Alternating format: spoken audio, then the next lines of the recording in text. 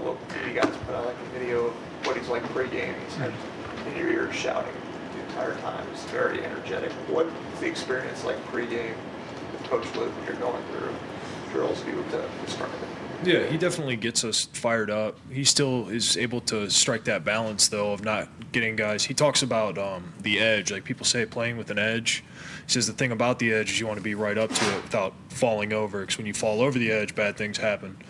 So I think he does a great job of getting us fired up, but not getting us, too riled up, or we're going out there and we're like bulls in a china shop. Like I think he still is able to keep us reined in enough to execute with technique. So I really love what Coach Luke does pregame. He gets me fired up and gets me ready to play. I think he was kind of just blowing his whistle and kind of yelling in your ear. Like, how much do you actually hear him? Yeah, you can hear him. I think definitely when you're out there on game day, you're dialed into what you're doing. So like everyone always asks about game day environments and stuff, and Coach Luke says it too. Like when you're really dialed in, you don't notice it. So like you hear the coaching, you hear all that, but when you're going, and it's full speed ahead. You got the blinders on. I think last season you had like maybe 6 penalties, but this year, so far you have 0. How have you kind of cut those down so far this season? Yeah, I think Coach Luke's been a big part of it, just kind of emphasizing execution. He's been emphasizing too, like when teams stem and move around, like making sure that we get that in practice, letting us know, like watching the film and seeing like when they stem, what linebacker or what guy on the line, whoever it may be, is making that move call, kind of trying to get the most accurate game-like reps in practice. And then too, just stressing having a game rep mindset in practice of, a lot of times when you get that false start penalty, something like that, it's when you're wanting to go and you fire off the ball as fast as you can. And, something happens, someone says something, and then you flinch because you're so tensed up. So he's done a great job of creating that game-like atmosphere in practice every day so that it doesn't happen come game time, those mistakes. Playing against tight, how has Coach Luke kind of helped you guys kind of play more freely and to be, like you said, locked in games?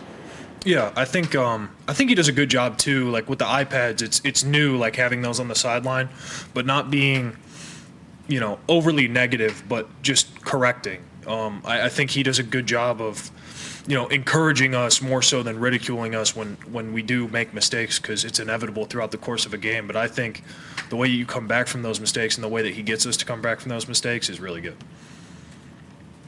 I think you guys were nominated or mid-season honor roll for the Joe Moore Award, which just goes to the best offensive line in the country. Just considering kind of the last couple of years to make that progress and be recognized in that way, what does that mean for your unit to see that people are recognizing you as one of the better ones in the country?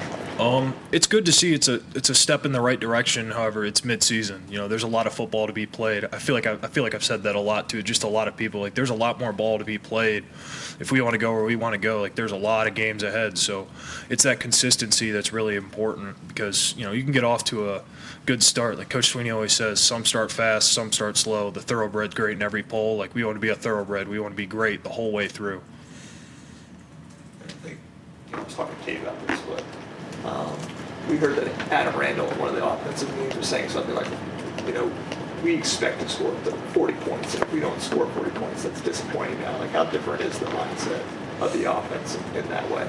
Yeah, I think young guys have seen that, we can do it, and I think older guys like myself have seen like this has been in us, and we've been trying to kind of replicate that mindset of, we're going to go out there and we're going to put up big points every single game because we're capable of doing it. So why not go out there and give it your best and do it? And I think the execution too, just the importance of every play. Like even if it's not a big hit on for example, a run play, even if it's not a big hit, you can see that, hey, if we would have had this up the right way, like it's to the safety, this could be a big hit. So I think emphasizing the big plays and saying that those are there, but then also too the plays that didn't go as planned because of a mistake or something like that, saying that these could be here and stressing the importance of, like I said, stressing every rep is important. Every rep is a game rep.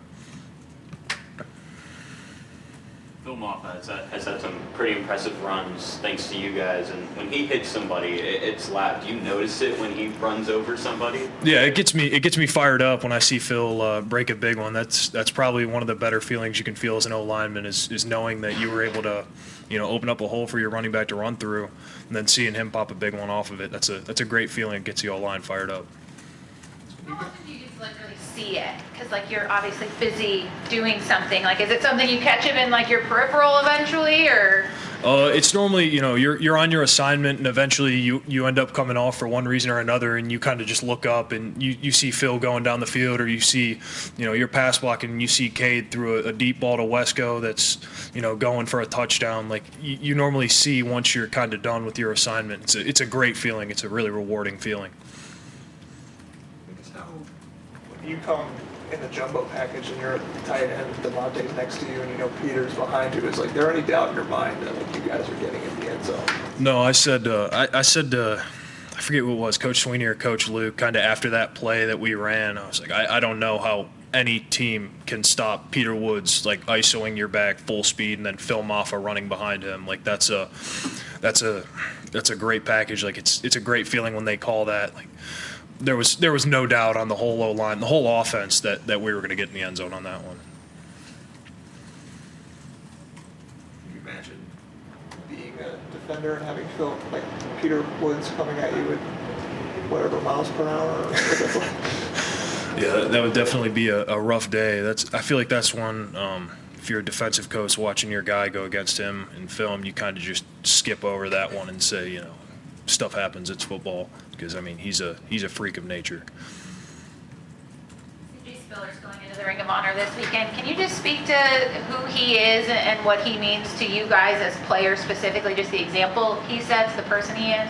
Yeah, I think Coach Spiller does a great job. I think the way that he kind of has the running backs come with us, especially you look at protections like pass blocking. He has the running backs come with us. He emphasizes that a lot, and I think.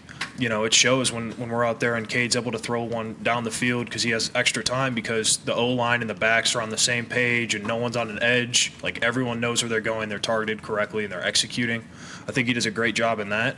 Then also, too, encouraging us O-linemen, when we're in scout periods, when we're in a little inside run period, the backs are with us, encouraging us, getting us fired up because, when we do well, Phil does well, and when Phil does well, the team does well. So everyone wants that. Everyone wants wins. Everyone wants the team to do well, and I think Coach Spiller does a great job, encouraging us. And it's amazing what he was able to accomplish here, and he deserves it more than anyone else. You guys obviously have respect for all of your coaches, but is there a sense of pride, or what's it like to know he was a guy who not only did it, but did it better than anybody, and then also did it here? Yeah, you definitely respect him for that. I think he's cemented a legacy here. It's very clear, and we want to continue the legacy that's been said of having great running backs at Clemson, who run for a ton of yards, a bunch of touchdowns, and we want to continue that up front. And I know Phil wants to go out there and kill it. So. A guy Coach Sweeney's been high on is Elijah Thurman. I guess from your perspective, seeing him the freshman work, what have we seen from him that kind of has Coach Sweeney and Coach Luke kind of high on him? Yeah. I think Elijah's great. I think it's very natural to him, offensive line play. You get some people who come in and it takes a little bit to adapt. I think he took very naturally to it. He's eager to learn. I think he's very smooth too in how he plays. His pass protection, his run blocking, it's very smooth. He's able to move people. He's able to redirect. I think he'll be a great player for us. I think Sweeney said he's the kind of guy who could possibly play all five positions. Have you seen that throughout maybe the spring, the preseason, and seeing him playing one of those five positions? Yeah, I think he's been able to get reps at a lot of positions: tackle, guard, right side, left side. I think I'm sure if you gave him time to train, he could play center. I have no doubt in that. He's an intelligent football player as well. So I think he's a very versatile, and I think he'll be a very good player. Any questions for Blake virtually? Anybody else in the room? All right. Thank you, Blake. Thanks, everyone. Thank you.